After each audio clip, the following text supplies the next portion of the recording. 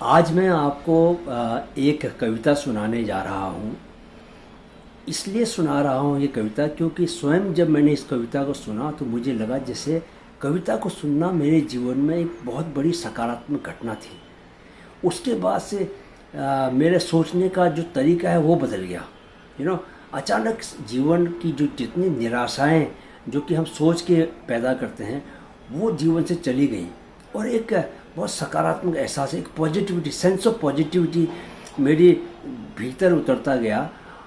And जीवन को देखने का नज़रिया मेरा बदल गया। पूरा नज़रिया कविता को सुनते हुए ही खत्म होते होते मेरा नज़रिया बदल चुका था। इसलिए मैं आपको ये कविता सुना रहा हूँ। मुझे लगता है कि जो महान कविताएं हैं वो हमारी आत्मा के लिए ऊष्मा की तरह होती हैं। इसलिए हमें अपने बच्चों को ज़रूर कविताओं से जोड़ के रखना चाहिए, क्योंकि कविताएं हमें मूल्य देती हैं, हमें निराशाओं से वो उम्मीदों की ओर लेके जाती हैं, अंधेरे से निकाल के उजालों की ओर लेके जाती हैं। तो पेश है मैक्स एयरमैन की कविता, खास आपके लिए। आनंद लें। वह जो चाहिए हमें। मैक्स एयरमैन की कविता, देसी दराता का हिंदी अनुवाद। शोर और हड़बड़ी के बीच शांत भाव से आगे बढ़ो और याद रखो कि मौन में कितनी शांति हो सकती है। जहां तक संभव हो बिना समर्पण किए सभी लोगों से अच्छे संबंध बनाए रखो। अपने सच को चुपचाप और साफ साफ कहो और दूसरों को सुनो। उबाऊ और अज्ञानियों को भी, उनकी भी अपनी कहानी है।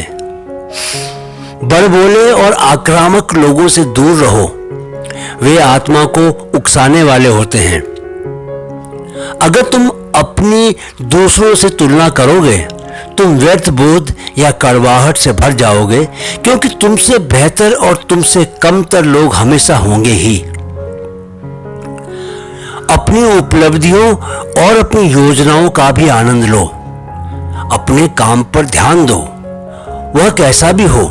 वक्त के बदलते नसीब के बीच वही तुम्हारी असली दौलत है। अपने बिजनेस के मामलों में थोड़ा सावधान रहो, क्योंकि दुनिया छल कपट से भरी हुई है। लेकिन इसके चलते तुम अच्छी बातों को लेकर आंख भी न बंद कर लो।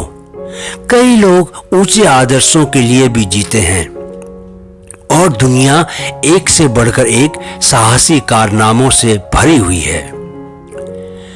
जैसे हो वैसे बने रहो, खासकर प्यार का दिखावा मत करो।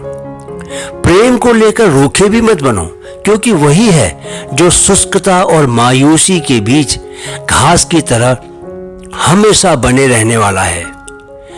बढ़ती उम्र के मशवरे को अच्छे मन से स्वीकार करो, जवानी की चीजों को शान से छोड़ते हुए। अपने जज्बे की उस शक्ति को जिंदा रखो जो तुम्हें दुर्भाग्यपूर्ण अनहोनियों से बचाए।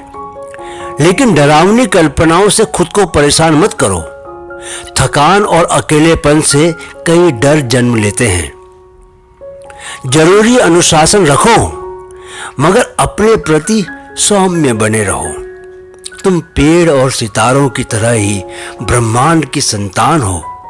तुम्हें यहां होने का पूरा हक है और तुम्हें इसका अंदाज हो या न हो, ब्रह्मांड उसी तरह प्रकट हो रहा है जैसे कि उसे होना चाहिए। इसलिए तुम उसे किसी भी रूप में देखते समझते हो। परमात्मा के साथ शांति से रहो और कोलाहल भरी जीवन की आपाधापी में तुम कितनी भी मेहनत करते हो, तुम्हारी कैसी भी आकांक्षाएं हों, अपनी आत्मा में शांति बनाए रखो। अपने दिखावे, कठोर श्रम और टूटे हुए सपनों के बावजूद यह दुनिया सुंदर है। प्रसन्न रहो, खुश रहने का प्रयास करो।